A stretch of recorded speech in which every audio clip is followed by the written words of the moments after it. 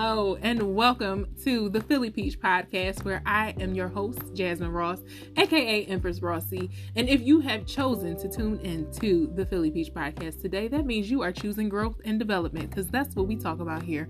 How we can grow and develop in our mindset and become who we are meant to be.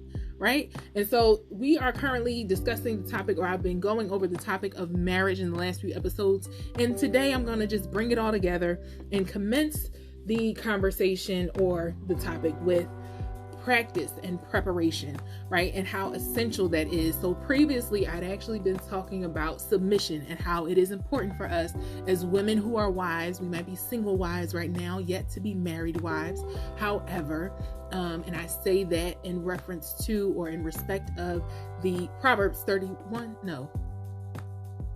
18 scripture that talks about he who finds a wife finds a good thing. Is that Proverbs? I might be a little off today. Nevertheless, that's what I mean when I say a single wife, because he who finds a wife, right? That means she may be a single woman. She does not have a husband, but she is indeed a wife.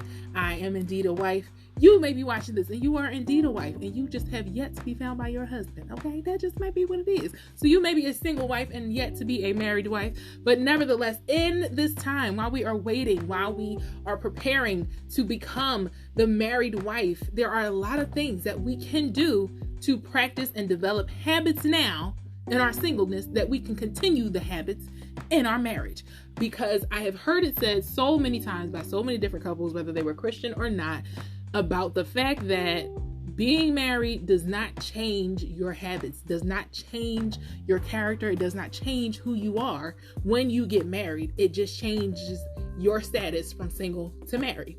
Right? And now, of course, we've discussed the fact that marriage does come with a lot of other things, most especially the spiritual benefits and, the unity and the fullness of the design and the desire of marriage established by God. However, in our reality, we have habits and we have things that we do, right, that we don't necessarily notice or even care about or think about before we do them, because we're just used to doing it. And I have learned, as I've continued in this process and in my journey of preparation to be a wife or to be a married wife, that there are certain things that I needed to adjust and begin to practice and do more regularly, so that way it is more of a habit in my marriage than something that I am attempting to implement in an effort to ignite or create something that I'm not used to doing, I guess, to make it more natural. And so this was something that God had made clear to me as I was preparing for my new job. As I had told you guys previously, I had been back home in Philly, and the only thing that I was doing was driving Lyft. I wasn't really working. I didn't have a job. And so in preparation for my new job, God had made me realize, and he brought to my attention, that there are certain things that I need to do as far as my daily hygiene practices and like beauty repetition practices and things like that. And so I wasn't a woman who wore makeup often. And even now you can see, I'm not one who wears a lot of makeup, the foundation and concealer and all that. I don't like doing all that. And I still don't. So I don't do the foundation and concealer and all that stuff. I do lips, liner, and lashes. That is my thing. That is my makeup. That is the start and finish. And that's all that there is to it. And so if it is for a particular event, like previously for prom or different things like that, I had done a fashion show, but I don't think we didn't do like hair and makeup and all of that for that. But if it was for some sort of special event, then I might do the whole shebang, get all the stuff, all the things, right? But for the most part, I do not. On my regular daily now, it's lips, liner, lashes. She's done. Okay, I'm ready to go. I'm not the woman who's spending an hour and a half on her face of the 3 hours it takes to get ready. All right. I am working on being the woman who doesn't even take 3 hours to get ready, because I like to be out the door and on time for things. And so I'm working on preparing for my work week, pulling out my outfits beforehand. These are things that I'm working on making a habit of now, so that way I'll have a habit of it in my marriage. So when it comes to quote unquote the hygiene and beautifying myself, it's like, okay, God was like, okay, you need to make a regular routine of the things that you do to care for your own body. Right? So I needed to make it a regular thing of doing my nails. I would do my nails sometimes, not all the time, but now I make it a habit to do my nails every week, every 2 weeks. I make it a habit to get my hair done. I get my hair done. And actually, when I say get my hair done, I mean going to a salon at least once a month. And that's just so she can get washed, cleaned, and trimmed. And then I also make it a habit to at least go and get a pedicure once a month. The things that I'm doing once a month are things that I can upkeep and maintain for the rest of the month on my own. But I prefer, especially when it comes to my hair, because she's just too much and I just cannot handle her anymore on my own. And so I'm either braiding her up. If she's down and she's out, that means that, I went to the salon to get it done, and I can at least maintain doing the regular things day to day. But for the most part, these were all things that I had to develop a practice of to make it a more consistent behavior, right? Because I wanted to make sure that, one, I love myself, right? And I want that to be evident in the way that I present myself, no matter what I'm doing, no matter where I'm going, no matter who I'm around or who I'm talking to. So to make that a habit. So that was like the hygiene part of it and the beautifying. But then the other thing is in the practice of submission. Now, making sure that one, especially when I talk to men, I do my best to be quiet and listen when they're talking.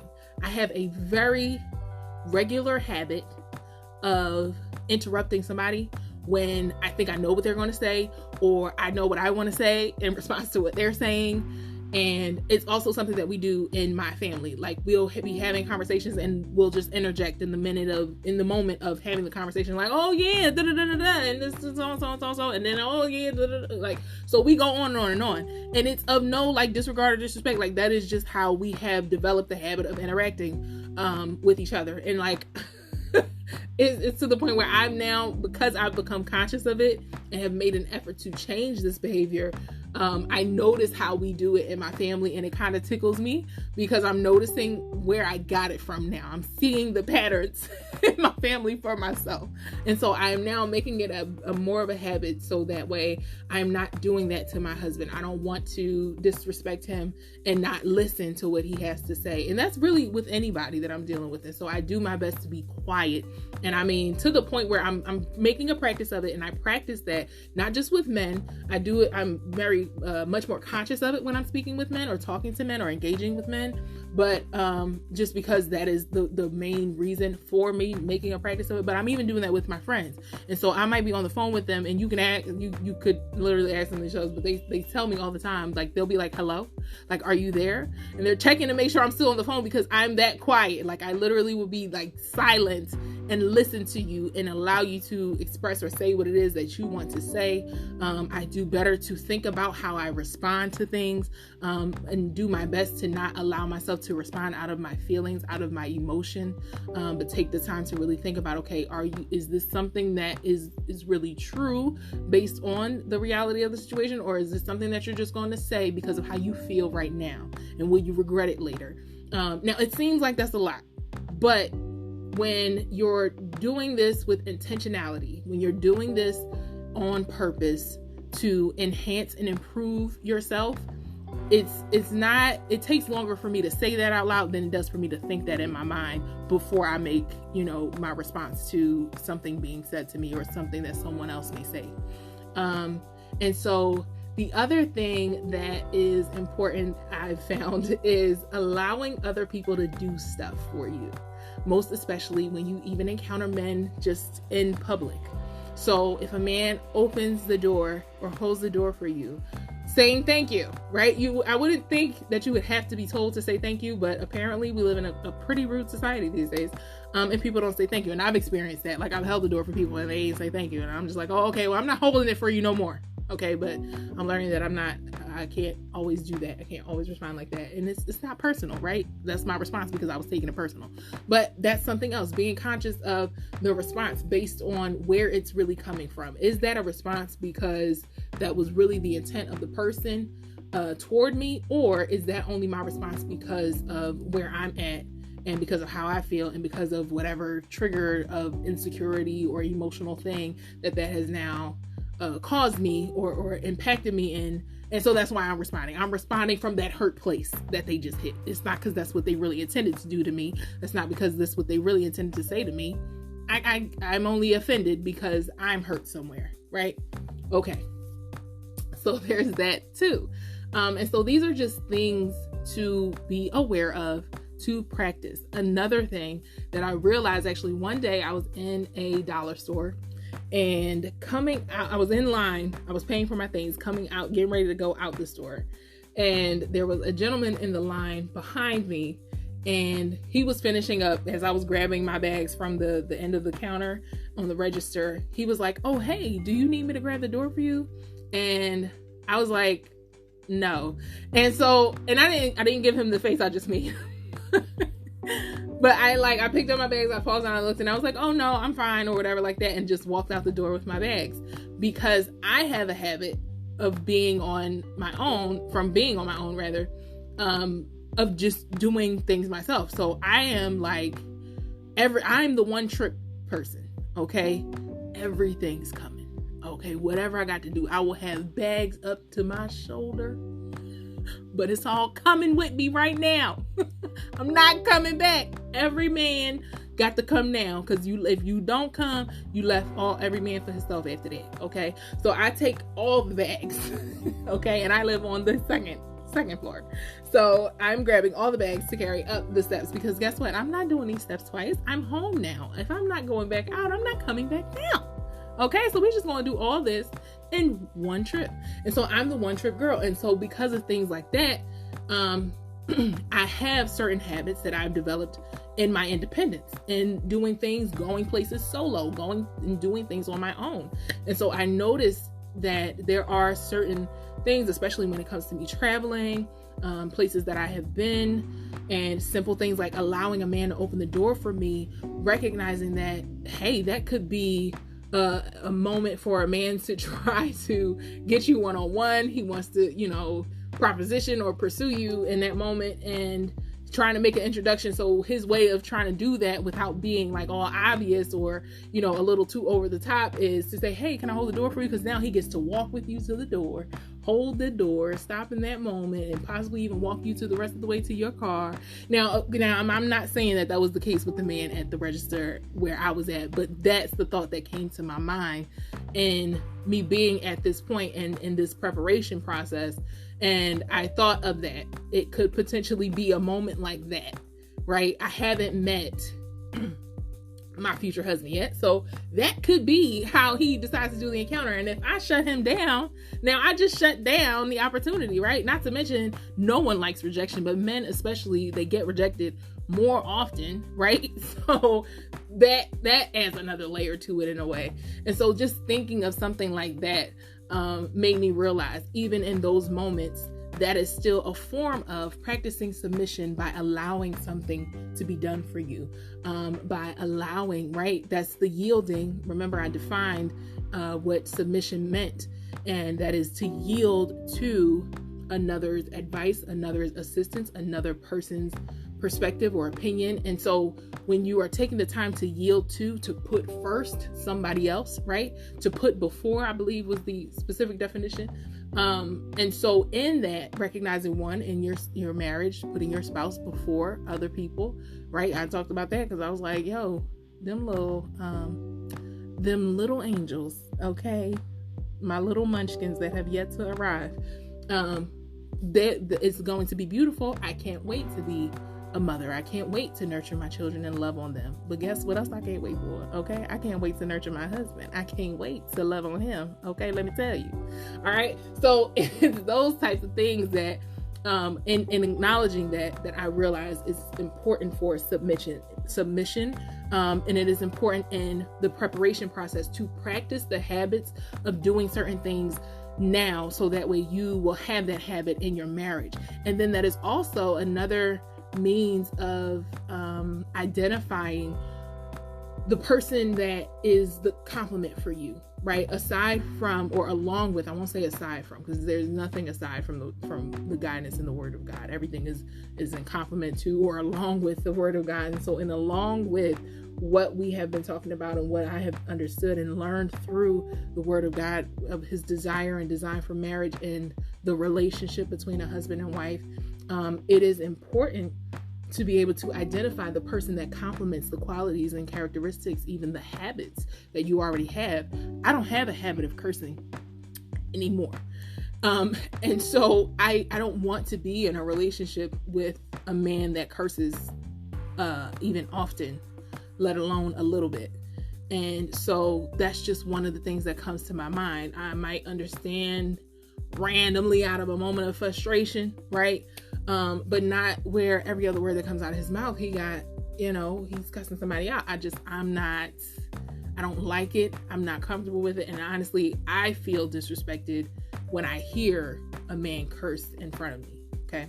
So, but this is just now a conditioning that I have in my mind of what I desire. And so I said that to say that there's certain things that I make a habit of and I've made a practice of. I've been making it a more conscious effort to make sure I don't curse. I don't find that attractive for myself as a woman.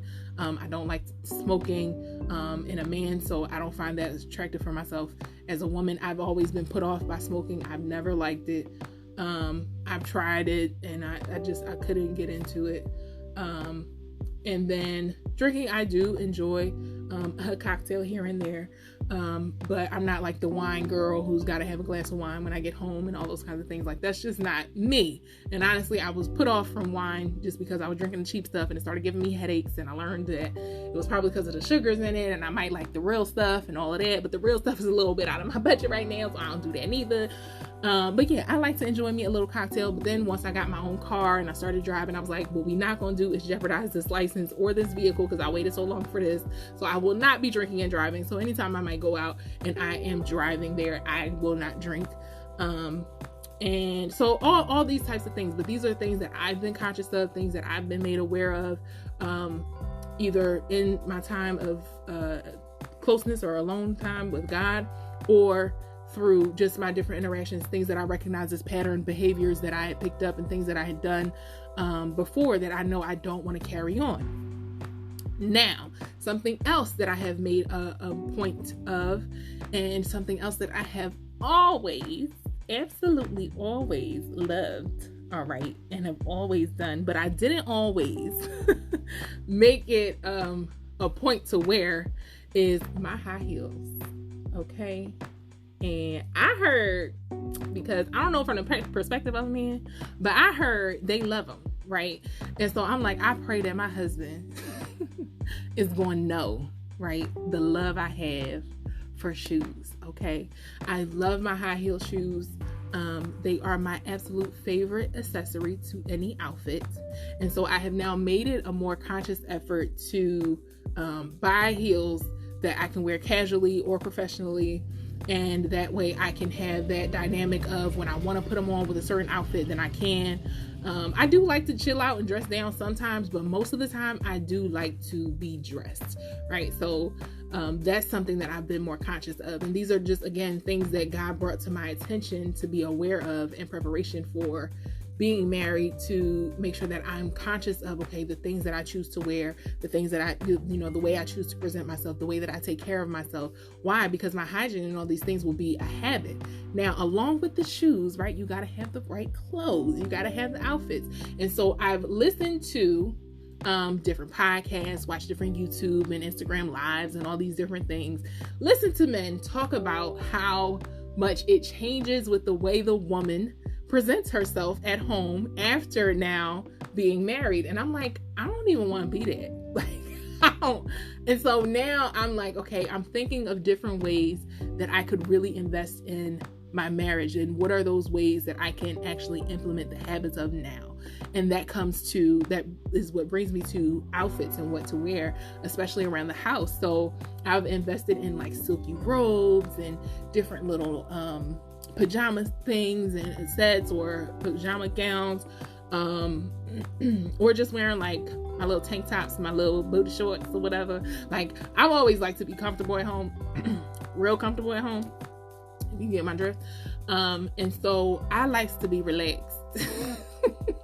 Don't get me wrong, I love a good dressed up outfit, look good when I go out, and when I come home, shorty be ready to relax. Okay? And when I say ready to relax, I mean everything comes off. Okay? To put it lightly. Okay? To put it lightly, everything comes off. And so, but with that now, being more conscious of like not just quickly wrapping my hair up, but I'm like, okay, when I get married, making sure that I have silky, I was going to say silky sheets. We can have those too. But pillowcases for my hair, to protect my hair. And it's many a times, especially when it's out, where I'm just like, I don't even feel like wrapping this up today. So I end up, sometimes I'll even take my scarf off if I'm on a pillow or I'm laying somewhere and it's not like a silky, what's the name? A silky pillowcase. I'll just put my scarf around it so I can just lay down. Because sometimes I want to just lay down, right? I don't feel like doing all the work. Like I said, I literally go to the salon now because they do that work that I don't want to do. I don't want to wash and blow dry and do all that. It's too much. So I go and take care of that.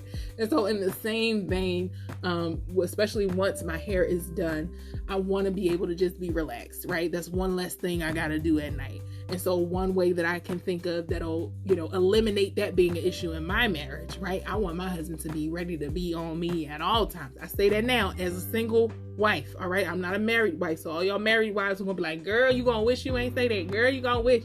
Listen, let y'all marriage be y'all marriage, okay? I'm preparing, right? I'm learning things that maybe you didn't know beforehand. So you didn't give it thought, all right? So don't come for me. I'm just saying. As a single wife